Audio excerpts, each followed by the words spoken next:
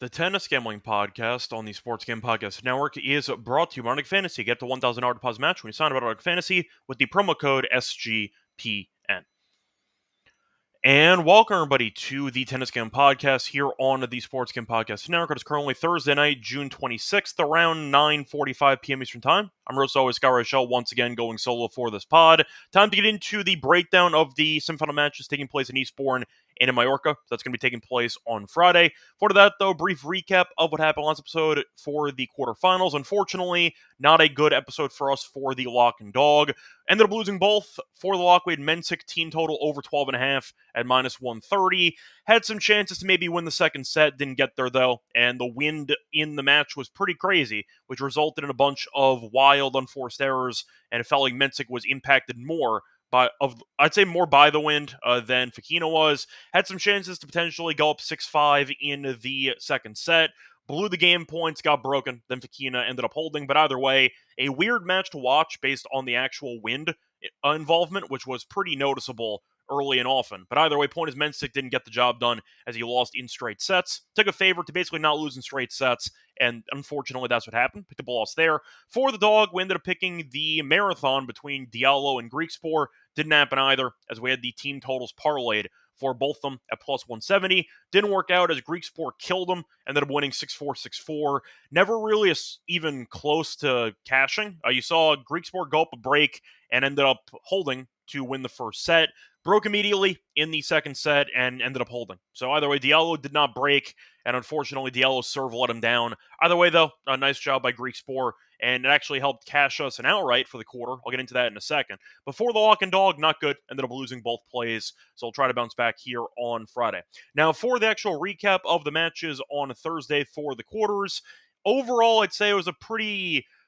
I would use the term boring a day of tennis. There wasn't really much drama. The only person who had a bunch of drama was Fritz, who had to play a match and a set because his match against Fonseca got suspended and resumed today, as Fritz ended up beating Fonseca 7-5 in the third set. I thought Fritz would win in the continuation. I thought it'd be like 6-4, 7-5, close enough, but he got the job done there. Then he ended up beating Giron in a marathon, 1-7-5 in the third set as well. And besides that, every other match in Eastbourne was very lopsided. You saw Humbert win in straight sets against Harris. We did call that. He probably should have won more comfortably in the first set. Ended up choking the lead. It won the set anyway, and then dominated the second set.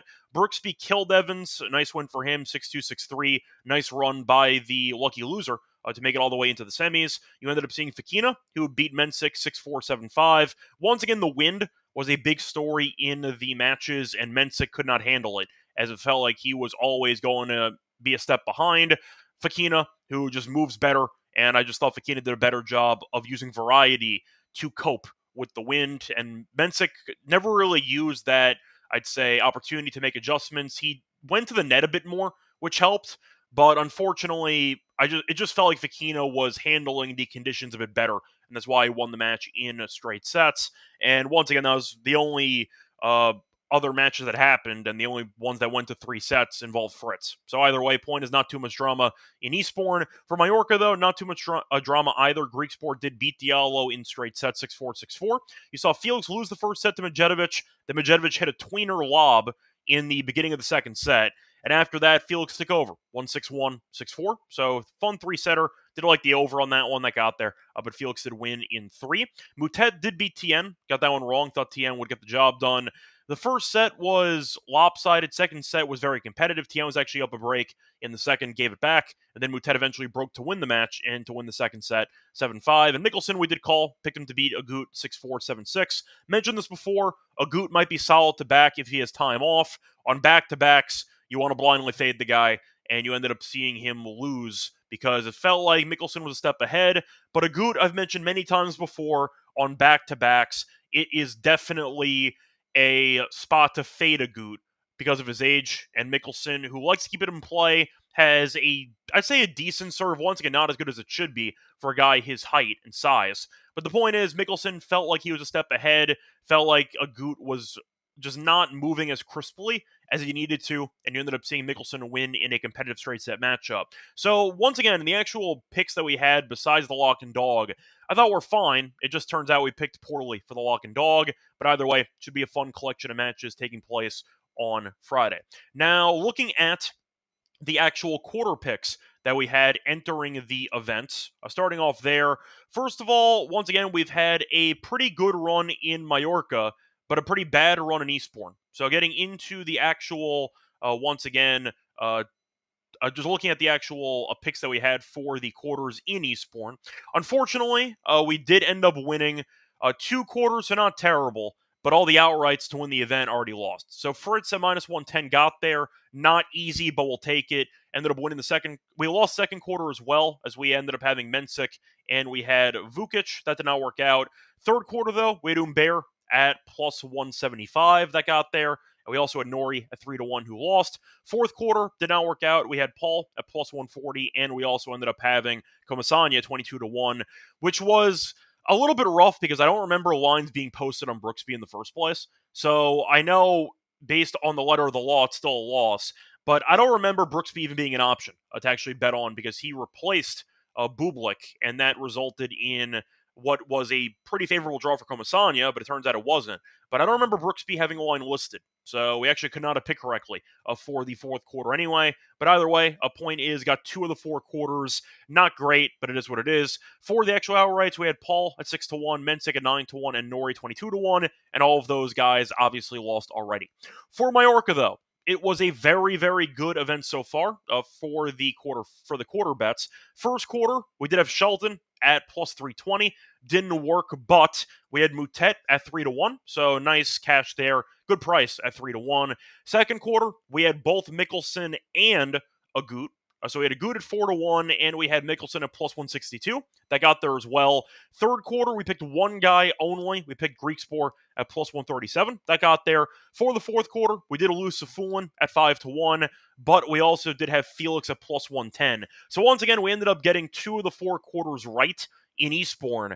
We got all 4 right for Mallorca, including a 3-1 shot there with Moutet. In fact, all 4 quarter picks that we had were plus money, so can't complain there. For the outrights to win the event, we got Shelton wrong at plus 470, but we have Felix at plus 430, and we have Griekspoor at 9-1, who are still alive. And we actually have them facing off against each other in the semis. So we have a guaranteed finalist in Mallorca, so that is definitely a good spot to be in. We'll see who wins between Felix and Griekspoor. Point is we will have a guaranteed finalist in the event. Hopefully whoever ends up winning on Friday can also win on Saturday, and we'll end up adding another outright to our collection. Anyway, nothing else to really add there. Wasn't much drama. You had some Wimbledon qualifying action, which was the final day of qualifying. So if you were interested in seeing some challenger level tennis, with the caveat that it was 3 to 5 sets instead of 2 out of 3, then you came to the right place because you saw a decent amount of competitive matchups in Wimbledon. Couple of wars. Holmgren beat Watanuki in back-to-back 7-6s to end the match. Bit crazy there. Garin ended up losing 7-5 to Zeppieri in the 5th set. Ended up seeing a decent amount of 4-setters. But overall, some competitive tennis, and we'll see what happens. Manarino, though, did qualify, so good for Manarino. Jari qualified easily, did not drop a set in qualifying. Faria did in 4. Fuchsovics lost in 4 sets. It's a bit of a shocking upset. But then George dropped out of Wimbledon. So Fuchsovics got the spot as a lucky loser. So it didn't actually matter for Fuchsovics, which is kind of a weird moment for him, as he lost as a massive favorite in the final round of qualifying, but got rewarded anyway because George dropped out. Misalic won in 4. Nothing else to really talk about. You saw Kaza beat Lajovic. Nice job by Lajovic to make it into the final round of qualifying in the first place, but Kaza winning was not too surprising. Besides that, though, not too much drama and not too many shocks worth talking about. You saw Basilashvili win in 4 if you wanted a throwback name there. For the women's side, Towson ended up getting in. Not a surprise, good volleyer, and she ended up using it to get into the main draw. What else is there to talk about for women's side? I didn't see much else. I saw Cornet losing straight sets, but she's not the player she used to be. You saw Jovic get in for another American, and yeah, basically it. You saw a decent run by Jones, this Australian player who was mostly she was really good in juniors, But point is, she made it all the way to the final round of qualifying, did eventually fall short against Perry. But she's only 16 years old, so you had a 16-year-old make it to the final round of qualifying and eventually did lose at the very end, but nice run for her anyway, making it all the way into the third round. Anyway, point is time to move on into the actual breakdown of the matches on Friday. Before we get into the breakdown of those matches, a reminder that we do have a great contest going on for SGPN, because if you want to check out the actual contest, NASCAR's Instant Tournament is happening right now. We're running a free contest. Head over to sportscam.com/NASCAR contest to get in on the action for a chance to win a $200 gift card, and make sure you subscribe to the NASCAR Gambling Podcast. Once again, it's a free contest. Head over to sportscam.com/NASCAR contest to get in on the action. Plus, a reminder, they're brought to you by MyBookie, because they're available a ton of locations. You use it to bet on the NBA, the WNBA, the MLB, golf, UFC, football futures. Also available in a ton of locations. Use crypto for easy deposits, fast payouts when you sign up, though. Use the code SGPN for a 1% deposit match up to $1K. Terms and conditions of MyBookie, promo code SGPN. We're also brought to you by Circa, because they are still hosting their Ultimate Fantasy Ball contest for a chance for a 12-person league draft in Vegas. Be sure to get VIPs for their stay. Get a limo ride from the airport, a 5K tab from Stadium Swim, and a hotel stay for you and your 11 league mates. You can always get 15% off everything, Circa Properties, with the code SGP15. Last chance to enter, though, at sportscam.com/Circa to enter the free fantasy football contest. Welcome back, everyone, to the Tennis Scam Podcast. Finished going through the recap of the matches on Thursday. Time to move on into the matches taking place on Friday. Now, for the actual calendar, you do see Mallorca starting half an hour before Eastbourne. We're going to start off with Mallorca here for the card. Starting off with the first match, you have you have Felix taking on Griekspoor. For this one, Felix is minus 140. You have Griekspoor plus 120 for the spread, minus 1.5 for Felix, plus 1.5 for Griekspoor. The over-under is at either 23.5 games juiced at minus 125 or 24.5 games at minus 110 apiece. Now, for the set spread, you have Felix in straight sets at plus 167. You have Griekspoor in straight sets at plus 260. The over 2.5 sets is around plus 130. Now, they actually faced off on grass previously. Faced off in Den Bosch back in 2022. Felix won 7-6, 7-6. One caveat, though, no breaks in the match. Felix won despite not forcing a single break point in the entire match. So you saw Griekspoor serve well, actually, and it didn't matter, as you lost both breakers, but Felix is 2 in a lifetime, so something to keep in mind. Now, the first meeting, though, was U.S. Open qualifying in 2018. Doesn't matter. You could argue that both meetings don't really matter, because the most recent one was about 3 years ago. But still, point is, Felix is up 2-0 in the head-to-head, but in the event so far, Felix has done enough to survive. He's not looked that great, but he's been winning. Beat Medjedovic in 3. Rinderknech was a bit up and down in the first set, then he got the job done there in straight sets anyway. Did lose in Halle in 3 sets to Kashanov. Did beat De Geer in 3 sets in Halle. Also lost to Fritz in Stuttgart in straight sets. The point is, Felix has not been really looking that sharp lately. He's been winning, but he has been punting some sets here or there. In fact, he has lost at least 1 set in 4 of his last 5 matches. So, Griekspoor, I think, can potentially get the job done in this one. He's looked very good in the event by comparison. Did beat Quinn and Diallo in straight sets. Didn't get broken in the entire match against Diallo. As Felix, though, has had a bit of once again, shaky go of it. He's been winning, which is all that matters. The point is, do I think Felix should be minus 145, give or take? I do not. I think it's a big price. I think Griekspoor is value. I think it should be a very competitive matchup. Griekspoor handled 1 Canadian on Thursday in Diallo. Think he can handle another on Friday. I think you're looking at Griekspoor, whose serve has been solid. The net skills are very impressive. It's why I liked him in the event in the first place. A lot of serving and volleying, a lot of shortened points, and Felix does have a pretty strong tendency of just punting away points, especially on the return. He's a really bad returner if you actually watch him.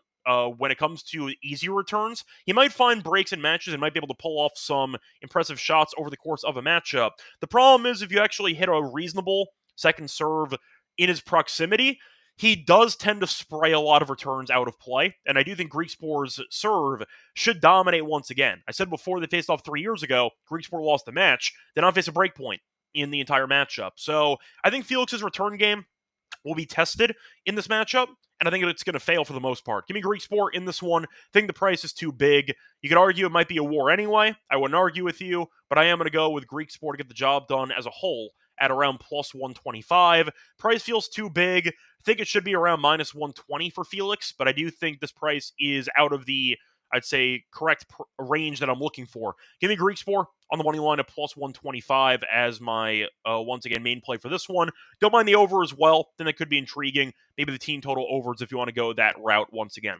Moving on, though, to the Mickelson match against Moutet. Now, both guys ended up making it to the semis in our favor. In fact, all four guys in the event did. Moutet, though, extra round of applause for him because he ended up cashing the 3-1 price to win the quarter. But for this one, he's a pretty decent dog here. Mickelson's minus 180. You have Moutet at plus 150. For the spread, you have minus 2.5 for Mickelson. You have plus 2.5 for Moutet. The over-under is at 22.5. Now, Mickelson has played Moutet before. It was on clay, so not really a good comp.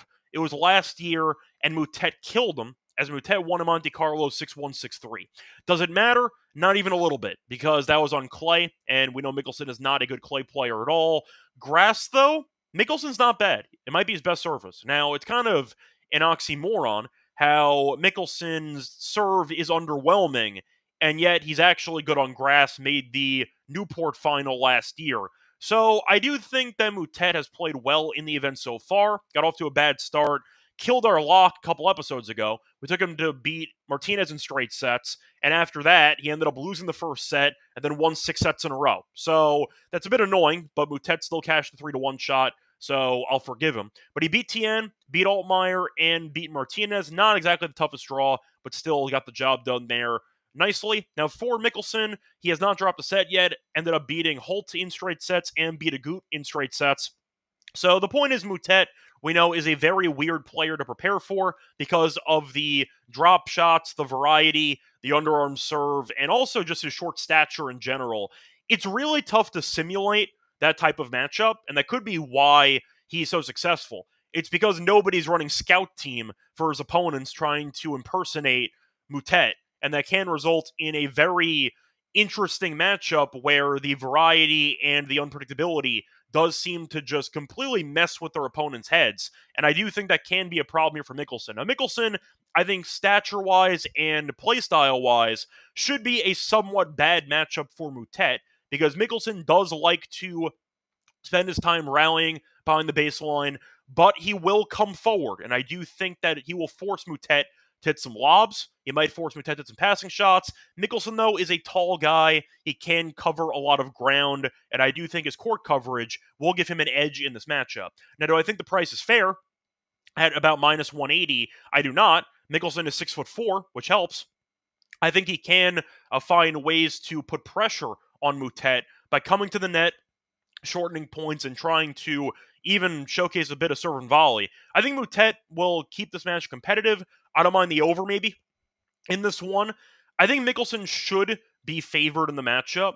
180, though, does feel pretty expensive for Mickelson, and I see Sashi agreeing that, once again, Mickelson at 180 does feel pretty expensive. Not the clutchest player. He's never won a title before. I think it's a spot where you're looking at what should be a fun, competitive matchup. I will give a bit of respect to Moutet. So maybe if you want to go for the games, 3.5 games, though, is minus 170 for Moutet. That I can't really do. Mickelson team total over 12.5. Do I think Moutet can actually win 5 in a set or force a third set? I think that would be the approach I'd go with. I can see Moutet unraveling in a set, but I do think Moutet can force a 7-5 or a 7-6. I don't mind Mickelson team total over 12.5 at around minus 125. That way he still wins. He doesn't have to. Could go 3 sets. But I will give Moutet's unpredictability and his variety some credit, and I do think it can find some opportunities against Mickelson to cause him to hit some errors. So I'll go with the team total over for Mickelson instead. I don't want to lay the 180. I'll go for another option. Give me the team total over Mickelson at around minus 125 as my main thought for this one. Moving on to the matchups taking place in... Yes, okay, my bad. So once it'll go with the Mickelson team total over. I thought I saw 13. It's actually 12.5. So once again, 12.5 at around minus 125, give or take. I'll go with that for that matchup. Anyway, moving on to Eastbourne. This one should be a bit interesting because you have bigger favorites in this tournament. You have Humbert against a lucky loser in Brooksby. So once again, we're going to look at Humbert, who we think can do some damage. We did think he was a potential, I'd say, not dark horse, but we did think that he had a chance to win the event. We didn't take him, but he was on the short list of second cut guys who didn't make it. So unfortunately, did pick poorly for that one. But either way, Brooksby, nice job by him making it as a lucky loser into the semis. He's been great in the event. But either way, Humbert's minus 190, give or take. You have Brooksby at around plus 160. For the spread, minus 2.5 for Humbert, plus 2.5 for Brooksby. The over-unders at 22.5. For the set spread, you have Humbert in straight sets at plus 132. Brooksby, 2 win in straight sets is plus 350. The over 2.5 sets is around plus 140. For the head-to-head history, I believe they've never faced off against each other before, so we have nothing to go with there. Actually, no, they faced off a couple years ago on hard court. Humbert won in Basel, 6-1, 6-4. 3 years ago, doesn't really matter, but technically you saw Humbert win in straight sets. Now, Brooksby, though, has looked very good. Beat Comasagna in straight sets. First set was a breaker. It shouldn't have been. He was serving for the set at 6-5 and he choked it, but eventually did win the breaker. Beat Borges in straight sets and beat Evans in straight sets. So overall, very impressive by Brooksby. For Humbert, he's been good too. Has not dropped a set yet. Ended up beating Sonego in straight sets and beat Harris in straight sets. So Humbert should be a decent favorite. He has had success on the tour before as a champion on multiple events in the ATP Tour. Brooksby ended up winning a title on clay a couple months ago in, once again, the Texas tournament, which has some of the worst clay quality of all time. But the point is, you saw Brooksby win a title before, so either way, impressive by him so far this season. Coming back from suspension for about a year as he won the title in the U.S. Men's Clay Court Championship, as he ended up beating Tiafoe in the... Wait, I'm sorry, was that Tiafoe? I think it was Tiafoe. I'm trying to remember. Who the hell did he beat in the final? I think it was Tiafoe. I think he killed Tiafoe in the final. But either way, point is, Brooksby missed 18 months with a suspension, and then he came back, and he's actually been very good. So for the matchup itself, I think Humbert should win. I do think Brooksby will make it competitive. I don't see it being a lopsided one. Brooksby's been moving very well into this event, and I do think the serve, which has been a weakness for him, has actually not been a complete liability. He's been serving quite well, and I do think that's the biggest flaw in his game. But you know what? His slice game is fine. He came forward to the net. The variety was good. He looks very good out there. Like, I got to give him props for it. He lost in qualifying, but it didn't matter, as he got in anyway, courtesy of the lucky loser. Made the most of it. See, Rex, the thing about Brooksby, though, is that his weird shot selection and his weird shot technique make him very weird to play against, and I do think that can give Humbert some problems for timing. Humbert, though, is also a guy with a pretty elongated forehand, especially. The serve should be fine. I think it should be a fun matchup.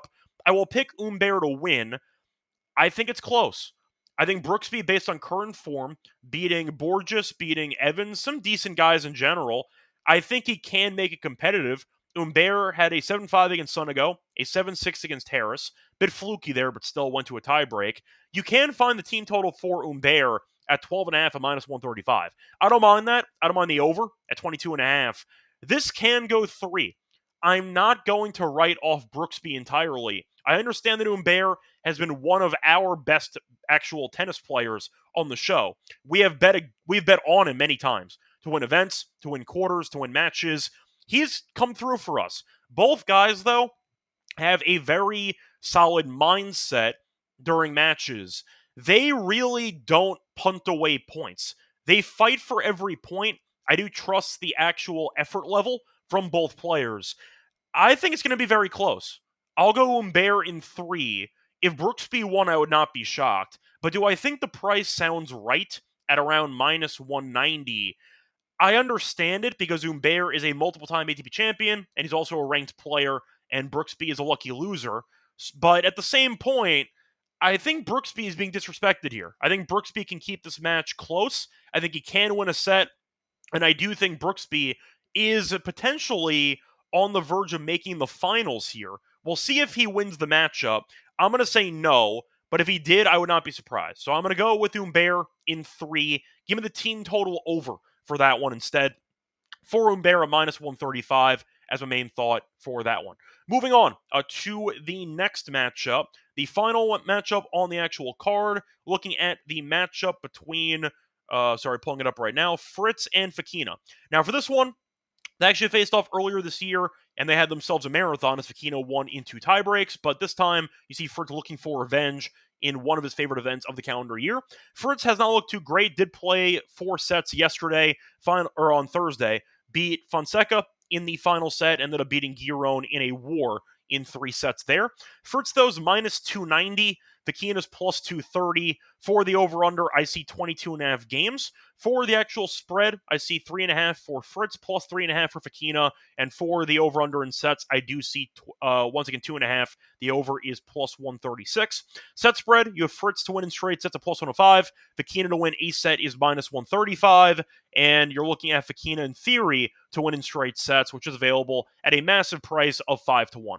Now, for the head-to-head, Fokina's been good against Fritz in the past. Beat him this year in Delray in 2 tiebreaks. You saw Fritz beat him in Paris 2022. You saw Fokina, though, win a couple of clay meetings in Estoril and in Monte Carlo 2022. And you saw Fritz beat him in 3 in 2018 in Madrid. So only 1 meeting within the last basically 3 years. And you saw that happen this year. And Fokina did win in straight sets. Now, the point is, Fritz is a multiple-time champion here, so you're assuming he should win. However, minus 290 for a guy that has gone to 3 sets against Giron and Fonseca. Fonseca, I know, has a lot of talent. No grass resume at all. I do think that's problematic for Fritz. And the fact is, he did play 4 sets yet on Thursday. Not the best spot for Fritz. Now, Fokina did beat a big server in Mensik, who's not that great on grass, but the point is you did see him deal with the big serve, created breakpoint chances. The wind helped. There should be less wind on Friday, so there should not be as many, I'd say, weird conditions compared to Thursday, so maybe you'll see the better serves prevail in the 2 matchups here. But I do think it's going to be a close matchup. The line feels very disrespectful. Fokina's been good. Like, I think that Fritz, if I was going to actually trust him to win this match in straight sets, you can't be going to 3-set wars that end in 7-5s against Fonseca and Giron. Fokina's been good. I think Fokina, who's also had his number in the past, I understand that Fritz was on clay for a couple of those meetings, but Fokina beat him this year in Delray. Fritz is pretty good in Delray. It's in America. He has the crowd support. It was a night match. Got the job done in straight sets. Fokina is dangerous. I do think he can pull this off. The upset might be, once again, a possibility. I will pick Fritz to win. I think it's a close matchup. Similar story to Humbert. I'll go with the favorite in 3. Give me the over for the sets. I think that Fritz will be pushed. I think eventually the serve will be enough to win. And I do think Fokina, who does have a history of choking, maybe unravels here in the late stages. But either way, I am going to go with Fritz in 3. I do see some people making the case for Fokina moneyline, and I see Sashi mentioning it. Listen, I think that looking at a minus 290 on Fritz is an insane price point. So on principle, I agree. I think that if I was going to price it myself, I would have Fritz at about minus 160, I think. 160, 170. 290 is outrageous. That is solely based on reputation of him being a 3-time champion here, not based enough on his actual form in this event, which has not been that great, going 3 sets against Giron and against, once again, Fonseca. I think Fokina can pull this off. I'm not going to be shocked if he does, but I do think the price is way too high on Fritz. On principle, give me Fokina moneyline at plus 230. I do think the over has some value as well at 22.5. I am going to point out that 4 of the 5 career meetings did go over this number, and it is still on grass. So keep that in mind. You might see a pretty competitive war between the 2 of them. Give me the over for this one as well. Going to wrap it up, though, for the match previews, and now it's time for the Lock and Dog picks for the semifinal matchups. Before we get into the Lock and Dog, a reminder, they're brought to you by our sponsor, which is Owner Fantasy, because they are doing their Best Ball Mania, which is happening all summer long. 15 million in prizes, including 2 million for first place. No waiver wire, no argument about trades. Best Ball is the best way to play fantasy football. Underdog's also a great place to play Pick'em. And a reminder, you can always sign up with the code SGPN to get a special pick and first time deposit offer up to $1K in bonus cash on fantasy promo code SGPN.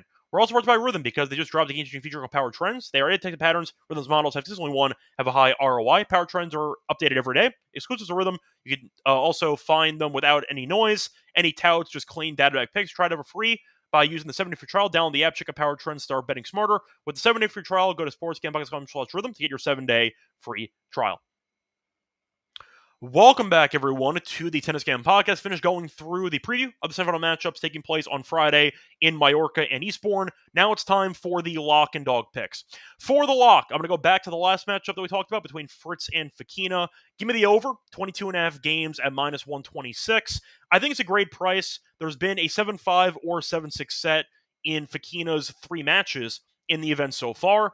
He's been solid. The wind was a very weird element in the matchup against Mensik, but you know what? He handled it well, and I do think he can do a pretty good job against Fritz's serve, because we saw Giron break him, we saw Fonseca have some chances. Fritz's serve has not been as good as expected on the courts here, and I do think Fokina can find openings to win a set or once again force a competitive set that he might lose. But each of Fritz's last 3 matches have not ended in straight sets. Lost in 3 to Moutet last week. We saw him go to 3 against Giron, went to 3 against Fonseca.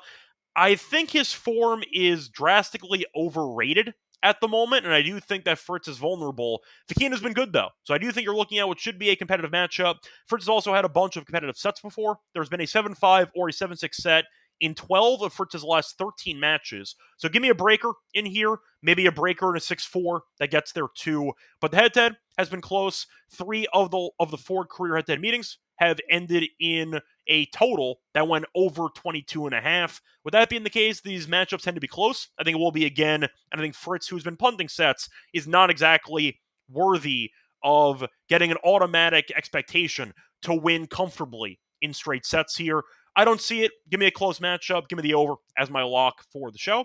For the dog, I'm going to go back to the Felix and Griekspoor matchup. Thought about Griekspoor money line, but instead, I'm going to go with a safer option. Give me Griekspoor team total over 13 at even money. Now, Griekspoor is -220 to win a set, so we're picking him to be competitive anyway based on pricing. Felix, though, has not been dominant by any means. Like Fritz, he has been dropping sets recently. He's lost at least 1 set in 4 of his last 5 matches. Dropped a set to Medjedovic earlier on Thursday. Do think Felix has been up and down. The serve's been good, though. You're looking at Griekspoor, whose serve has been good, too. They did face off on grass previously. Felix won in straight sets. 2 breakers, but did not face a break point in the match. I think Griekspoor will serve well. Felix's errors, though, have been noticeable at various points of the matches in this event so far. I think it might go to a 3-set marathon, or you see Griekspoor win, and if he does in straight sets in theory, then you're probably getting a breaker or 7-5 in there.